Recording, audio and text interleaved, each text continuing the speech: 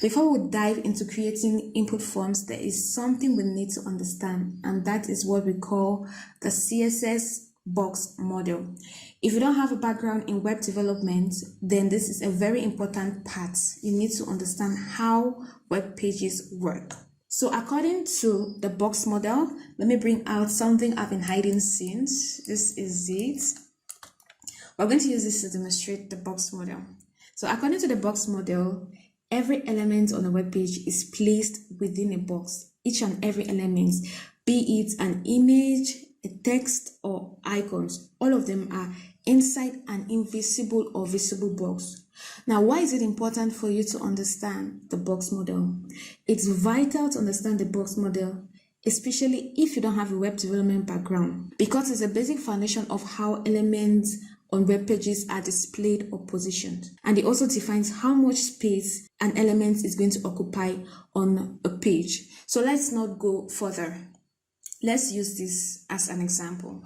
The buttons are here for our example, but let me use this to explain the box model. So the box model has 4 parts. We have the content, we have padding, we have a border, and we have margin. We are going to assume this is one of our elements. According to our box model, this is the content, the button, the text inside here is a content. So it's the innermost part of our box. The second thing is padding. So padding is the spacing inside the box surrounding our content. The next thing is a border. So your border could be visible or it could be invisible. In this case, our border is visible. Let me zoom in so you see the border. This is the border. The border could be thick. So you could have a border of 0 or more. And the last part of a box model is the margin. The margin is the outermost part of the box. So we have first the content, secondly we have the padding, we have a border, and we have the margin. So I just used this to demonstrate how the box model works. I'm going to go to the Twin Hero website so you can see a more visual representation of the box model. Let's go to the website so you see how the box model works here. So this is the Twin Hero website. Inside, this is a whole box. Just the web page is the whole box, and inside this box or container, there are several boxes. Now we also look at the first section. The first section is the header. This is the header. The header is a container itself, and it has boxes inside. So this is content, content, content, content, content, content, content. This is the logo. The logo is an image, and the logo is inside an invisible box. The logo could have spacing on the right, spacing on the left, on the top, and on the bottom. We look at the navigation element. This is a navigation element. We have a text on the left and we have an icon on the right. All of these are inside individual boxes. So first, this is inside a box. This text is inside a box. This icon is inside a box. Let's inspect this page so you see what we are talking about.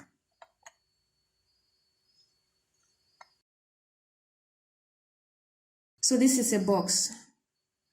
All of these elements are inside a box. Are you seeing the little dotted lines around the different navigation elements?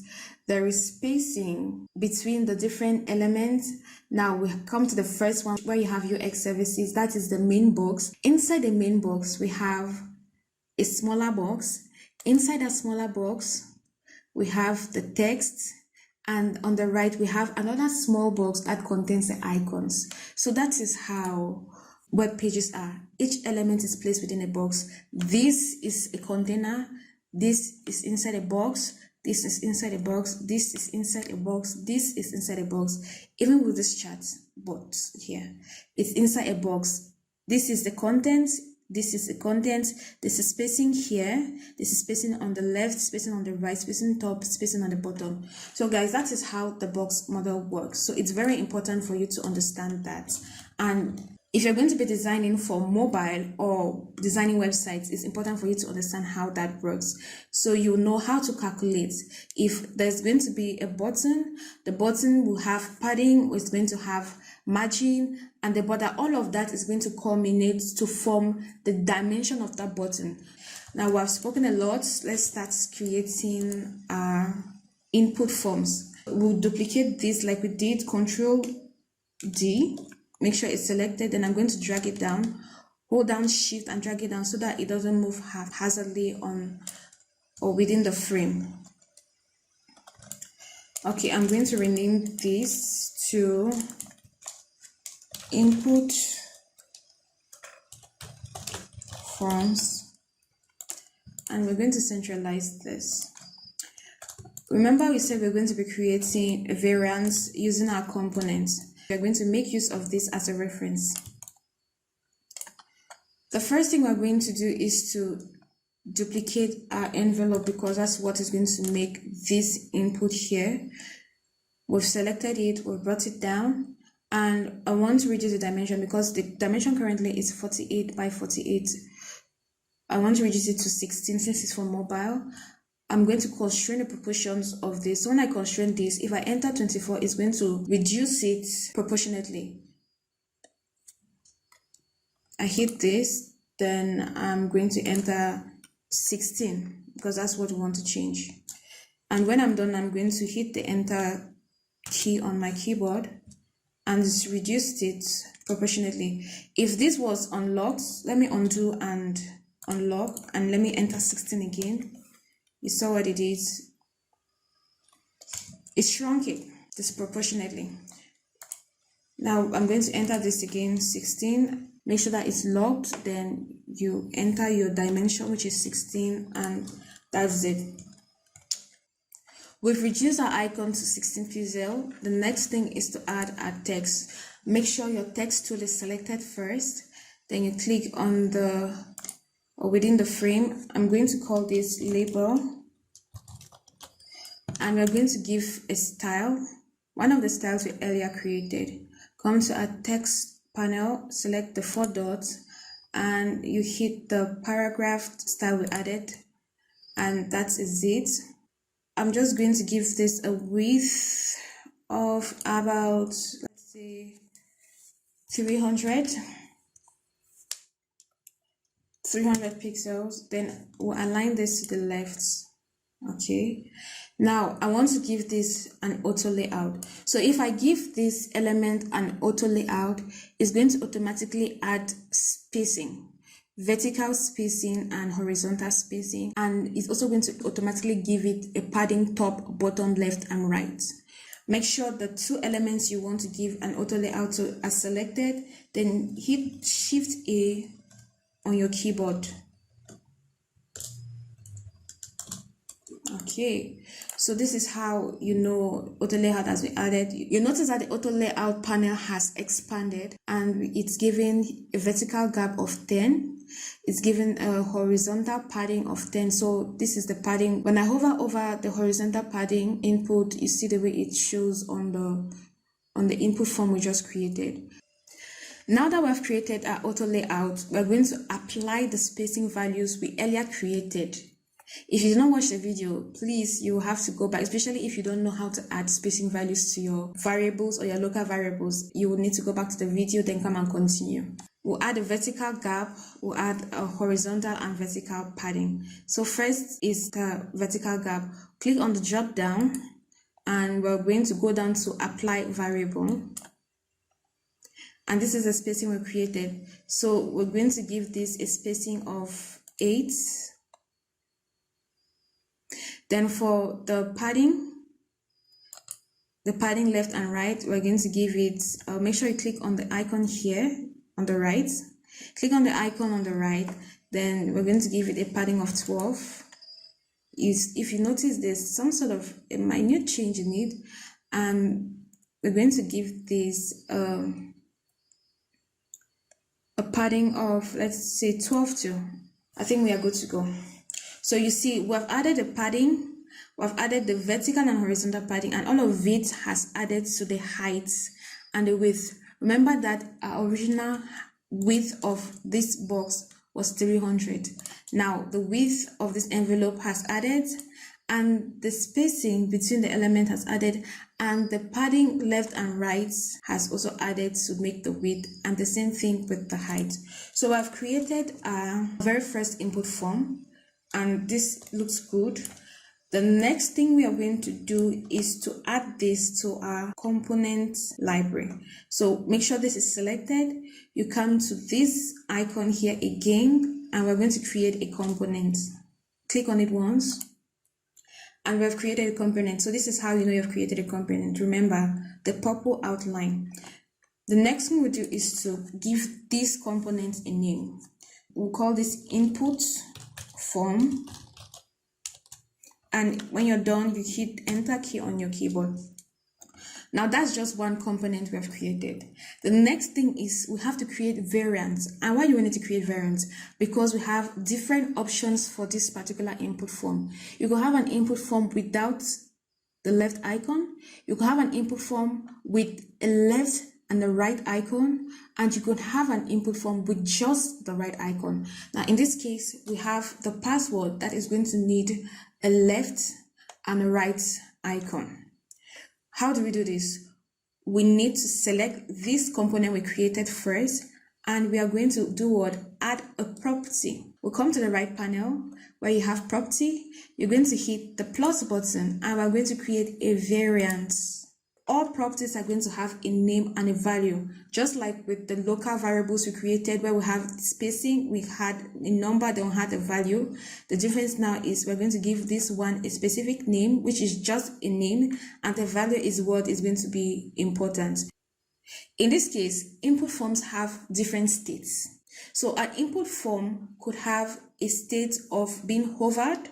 Let's start with default. The default state where nobody is doing anything. So for example, right now, we are in the default state. If I take this mouse and I go over this input, let me give this a border so that it's going to be more explicit. I've selected this. I'm going to come and give it a stroke. I keep saying border, but it's the same thing like a stroke in Figma. I'm going to give this a stroke. I'm going to just click on the plus button. When you click on the plus button, you can change the color. You can increase the weight of the stroke, make it thicker or make it lighter. In this case, I want it to be 1 pixel, and I'm going to use one of the colors we created before for the stroke. So that's what I'm going to use. Okay, so I was earlier saying that with input forms, there are different states. So the first state could be a default state when I'm not carrying out any form of interaction with the form. That is one state.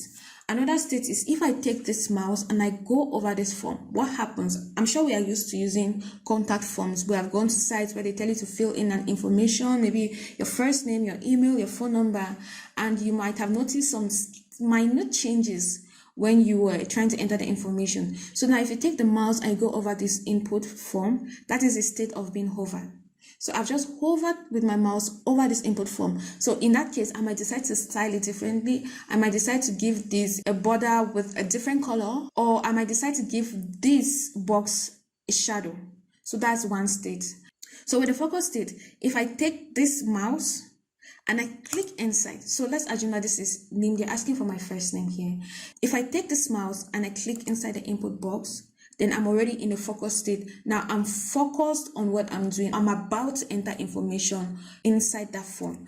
If you want to take into account accessibility, the focus state is especially beneficial to individuals who have difficulty using their mouse to visually highlight input fields on their screen. So they can make use of the tab key on their keyboard, or they make use of voice activation feature on their devices to highlight a specific field that they want to use. Then there is another state that if you go to this form and you want to enter your information, the form looks as if it's not working. That is the disabled state. Means that they have disabled that form. No matter what you do, you cannot fill in information using that particular input box. So we're going to focus on those states. Now that we've understood how states work, we will now create a variant. Currently, we have one variant, and this is the default variant. But before we do that, let's give our property a name. So we're talking about states. Our property name is going to be states. Okay, we're going to create a second variant, and what we can do is you can click on the plus button that says add variant. You click once and another variant has been added. Now we can give this a hover state. I'm going to hit the enter button. we can add another state, and we're going to give this a focus state, or what I just explained, and I'm going to hit this again, and we are going to give this a disabled state. This is a state. I'm going to now change the different values for this, or the different appearance for this. So this is a hover state. I wonder if somebody hovers over this is going to give them a different stroke color, which is this shade, and I want these icons to also change to this shade. Now this is the focus state. If somebody is focused on this, maybe I want this to remain, it should have the same color like the previous one, but now this envelope could have a lower opacity, increasing or reducing the transparency of this particular icon. It will have a lower opacity. And now with this able state, I think we'll have to add another color to a library, but for the purpose of the tutorial, we'll just reduce the opacity. Usually it's better to have another color, like a light shade of gray, to depict that this form is disabled. I will just add some labels to this. So this is the default. It's a default state. I want to reduce the font size to, let me say, 24. Remember, we're preparing this also for our developers. So if they receive this, it will make life a little bit easy for them, just a little bit, because they still have a lot of work to do. This is the focus state.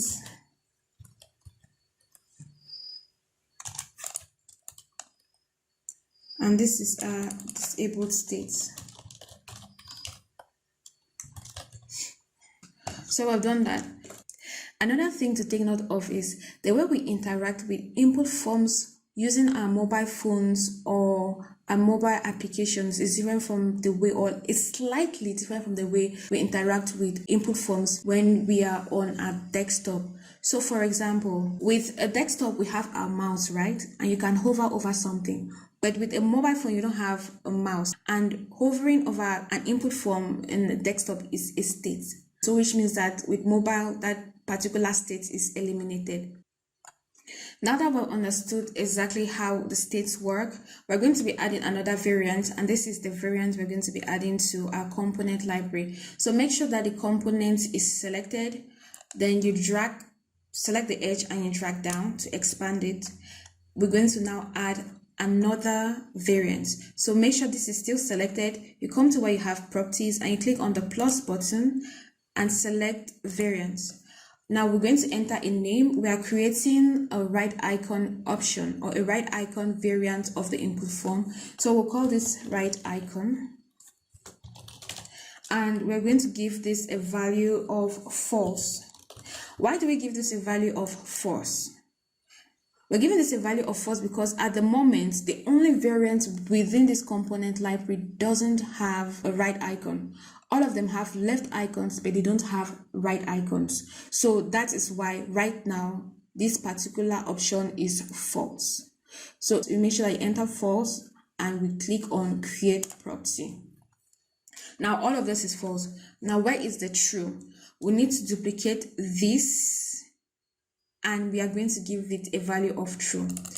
Select the first one, hold down the shift button, select. Still holding down the shift button, make sure you select all the input forms you want to duplicate. Then you hit Ctrl D to duplicate it. So I've duplicated it, and there is an error or a warning showing on the right sidebar.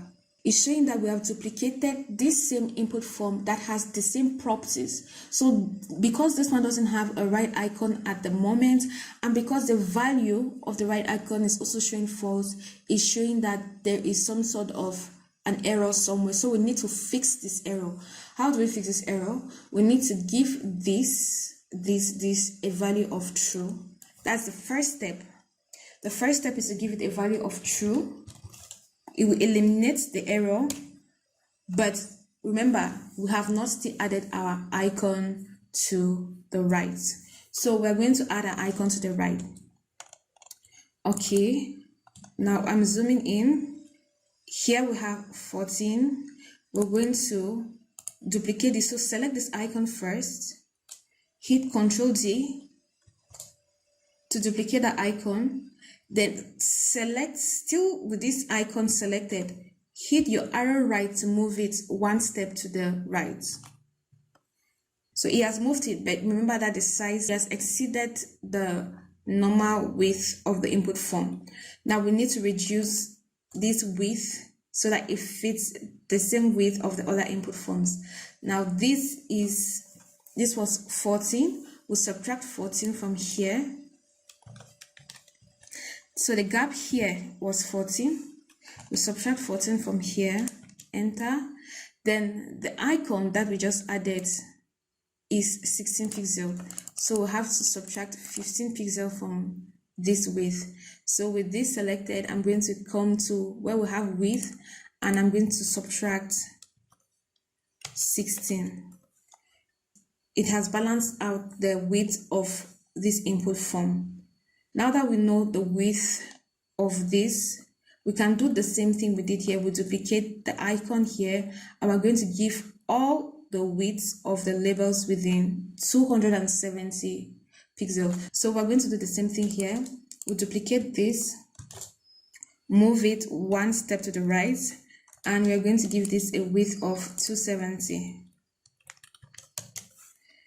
The same thing here, duplicate, move it to the right, I'm going to give this 270 for the width, and the same thing here, we duplicate this, move it to the right, and give this a width of 270.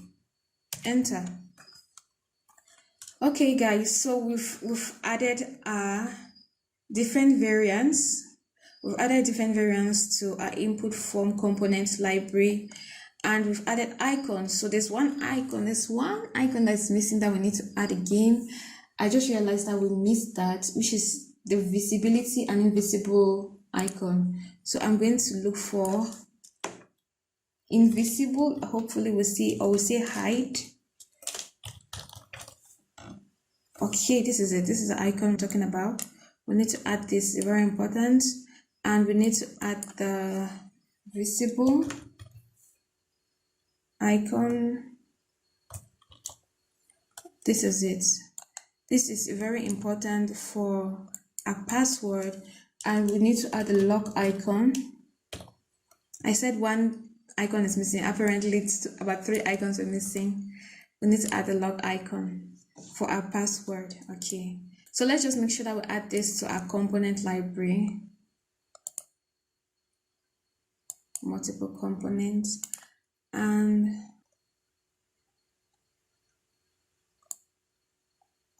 I'm just adjusting this.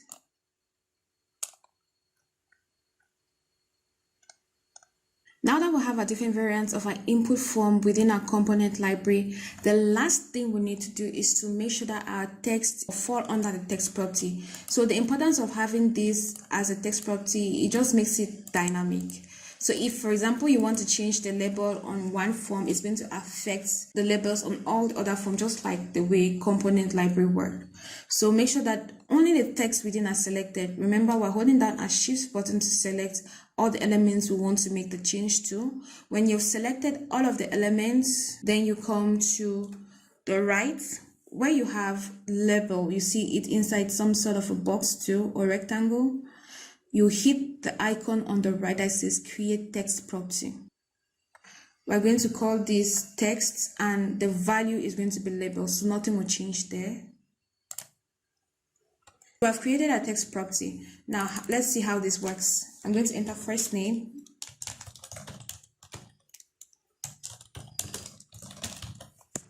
Voila, so that is how it works. So it's very dynamic, but for now we don't need. I just wanted to demonstrate how it's going to work, but that is exactly how the text property works.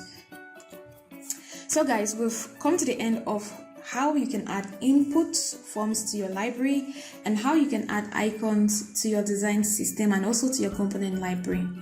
In the next design system tutorial, we're going to be adding our buttons, and we will be making use of states, the different states of buttons. Just like how you interact with forms, we also have to be interacting with buttons, and buttons also have different states like hovering, the default state, and so on and so forth. So we're going to be dealing with that in our next tutorial. So thank you very much for watching. I really appreciate that you guys have been so patient, and I hope that you'll be able to gather something from this tutorial. Till next time, please practice, practice, practice.